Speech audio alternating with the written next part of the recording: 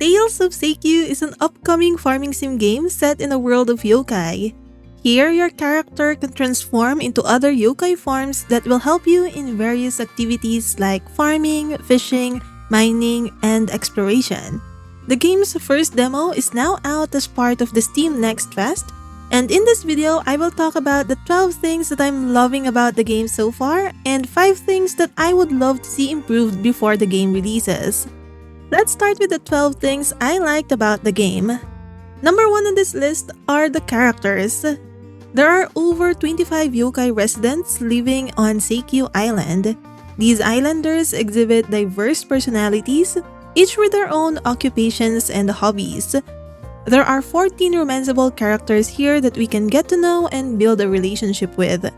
From the demo, I was able to meet and interact with some of them, and I think there are some very interesting characters like Liliana, who just seems to be living in her own world, Yoji, who seems a bit shady but is very interested about humans. Then there's Prince, a kappa who thinks you're their soulmate. I also love the character portraits in the game. I've seen some people who are worried that these 2D portraits are AI generated, but the team has emphasized that Tales of Seikyu is being developed 100% free from the use of AI.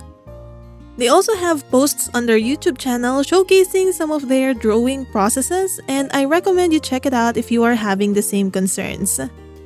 There are some parts of the dialogue with the NPCs where you can choose your response, but I'm not yet sure if your responses affect how much relationship points you will get from that interaction. You can gift an NPC an item, and each have their own likes and dislikes. Once you discover a new like or dislike, it will be recorded in your menu, which is very convenient. I also encountered some cutscenes which lets you get to know the characters better. Number 2 is the story and the dialogues. You and your sister Kon seem to be the only yokais remaining from the Fox clan, and the story revolves in finding out what happened to the rest of your clan while discovering your own powers of transformation. Seikyu is a sanctuary filled with different types of yokai residents, and there are mentions of finding out more about humans. I'm not yet sure if there is a connection between humans and the Fox clan disappearance, and this has definitely piqued my interest. I also find the dialogues funny, and I didn't find myself skipping through anything so far. There are so many things that you can do in Tales of Seikyu, and another thing that I liked in the demo are the tutorials. Whenever you unlock a new game mechanic, a set of instructions appear on the right portion of your screen that guides you step by step. There's not a lot of dialogue involved, and it's easy to understand, so it's very efficient in my opinion. Number 4 is the world of Seikyu. As you can see from the map, it is quite huge, and there are a lot of areas to explore and gather materials from. There are a lot of forageables, some enemies scattered around, and I found some hidden chests while exploring. The demo is locked within this area, and I'm assuming that we will encounter other types of items and enemies from the other parts of the map. Furthermore, there is a separate zone called the Ruins, which has another map of its own. I'm not yet sure how big that's going to be, but I will talk more about the ruins at a later part in this video. Since the map is quite big, I am very happy that fast travel gets unlocked very early in the game. Your farm is a bit far from the town, and the fast travel makes it very convenient if you just want to go there for a quick errand. So far, the fast travel points that I unlocked in the demo are located in my farm, the town, and the ruins. You can fast travel to these locations from anywhere in the map. There are also a lot of things you can interact with around the town. You can sit on benches, rummage through trash, or pet the cats and dogs freely roaming around. Next, let's talk about one of the things that makes this game unique: yokai transformations. From the demo, I was only able to unlock one, the boar transformation. I'm not yet sure how many yokai forms we can have, but the trailer frequently showcases at least 3 forms: slime, bird, and boar. Different transformations will let you do different types of actions in the game. The boar lets you till the soil, attack enemies, and destroy trees and rocks. I'm excited to unlock more transformations, particularly the bird, so I can freely travel through the sky. The controls also feel different when you are using the boar compared to when you are using your human form. I feel like the boar lets you run forward a little bit faster, but maneuvering becomes a bit difficult. There's also a few milliseconds before your character stops after you've let go of the movement key, which makes sense due to momentum. You will not experience this kind of delay when you are using your human form. Since this is a farming sim game, let's take a look at the farming mechanic that I was able to experience in the demo. To till the soil, you need to use your boar yokai form. I like that you don't need to do this one by one. Several plots of land can be tilled using one attack button if you position yourself correctly. Then, to plant the seeds, you can press C and use the mouse scroll wheel to rotate through your inventory. While this may seem efficient for now, I'm wondering how long the scroll will get once I get my backpack upgraded. Once you've chosen the seed you want, just hold R to plant it. For this one, you need to do it one by one per plot, but I like how big the plots are. To water your crops, you can use a watering can and you can water multiple tiles at once. There is also a cute little rainbow that appears when you use it, which is a nice little detail. From the trailer, I think we will also be able to use our slime yokai form to water the crops later on. Unfortunately, we aren't able to see how the crops will look like once it's fully grown since the demo is only for 3 days. For number 7, let's talk about crafting. You can craft some items from your inventory, but some will need a workbench. Every time you discover all the materials needed to craft something, its recipe will get unlocked. I like how we can get some clues on which materials we need to gather in order to unlock certain recipes, since if you hover over the locked recipes, it will show the icons of the materials that you need over here. Of course, since there is crafting in this game, we need to talk about the inventory. There are 2 ways to access your items from your inventory. If you look at the lower left portion of the screen, you have the option to switch weapons by pressing X, and switch through your other items by pressing C. You can also open up your backpack to change your weapon or use any item, but I like that shortcuts are available. As a side note, your weapons here can be used to chop down trees and mine ores, and I like how that eliminates the need to use up another inventory slot for an axe or a pickaxe. At the start of the game, your backpack will be filled relatively quickly, but the first backpack upgrade only costs 200 gold from the general store, and I'm assuming that more upgrades will be available in the future.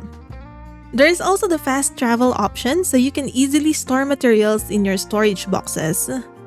In the demo, there's one storage box in your house that you can use right away.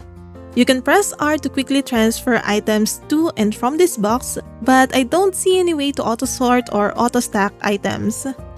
I was also able to craft a storage yokai, which is really unique. It is a live chest that you can feed to upgrade their level. I'm not sure yet if upgrading this yokai will result to more storage space, but regardless, it is a very cute way to store items.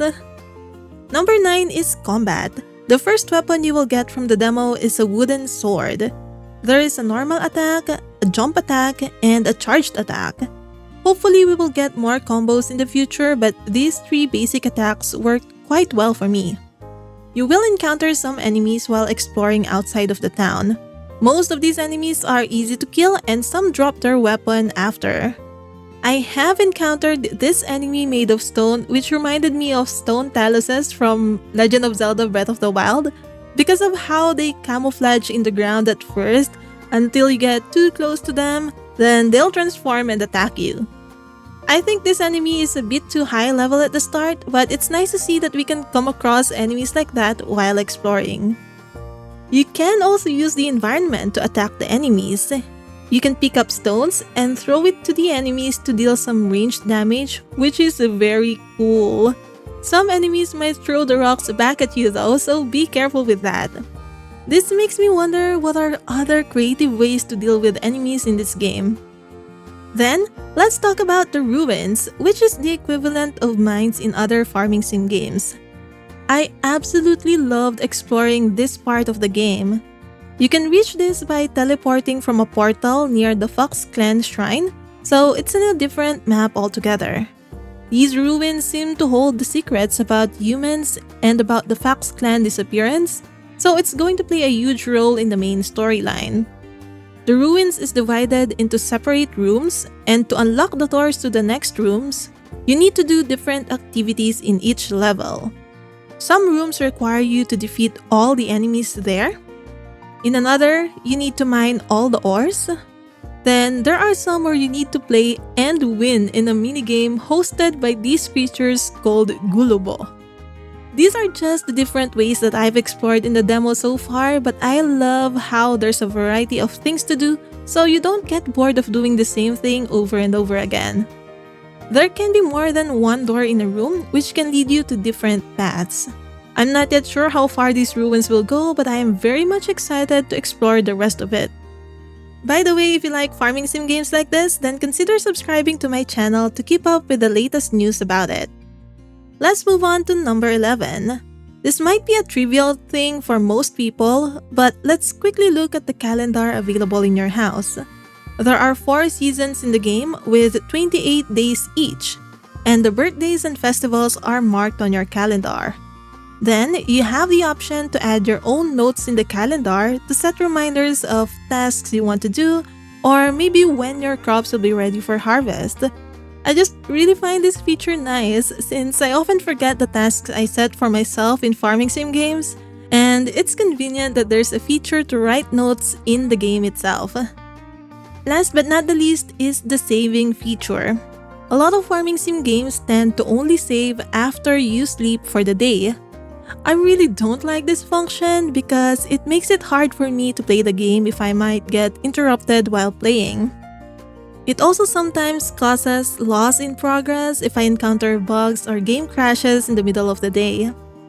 This is why I'm really happy that in Tales of Seikyu, there's an autosave function that saves every few minutes, so you don't lose a lot of progress. You can also manually save at any point in the game, which I really hope most cozy games will implement. Those are the 12 things I loved about Tales of Seikyu so far. Of course, I was only able to experience 3 days in the demo, and the game will still release into early access first, so there will still be a lot of things that will be improved through time. That said, here are 5 things that I wish to see improved in the game in the future. The first is game optimization and bug fixes. I have experienced some game crashes and frame drops while playing the demo, so hopefully the game will be smoother once it releases. The game already has a lot of unique and interesting features, so I hope that game performance will be prioritized first before adding other features. The character pathing also needs more work since there were some instances in the demo where the characters will walk towards obstacles and get stuck there, which breaks gameplay immersion. I also hope that the minimap will have an option for zooming in and out since the town has a lot of small pathways and stairs, which makes it confusing to navigate, especially if the minimap is zoomed out like this. Then I don't know if it's just me, but I keep noticing that my character seems a little too short compared to others. And some countertops and tables look too tall for me, so I'm hoping this would be more balanced in the future. Lastly, I noticed that for item placement, there is currently no grid or snapping tools, but if you rotate the items, it only rotates at 90-degree intervals. I hope that we will have grid placement in the future and have the ability to place the items at other angles to make decorating and base building more fun. After all, our farm seems huge, and it can be upgraded even more in the future, so it would be fun to decorate it. Overall, I enjoyed the game so far and I am really looking forward to playing more of it once it releases into early access.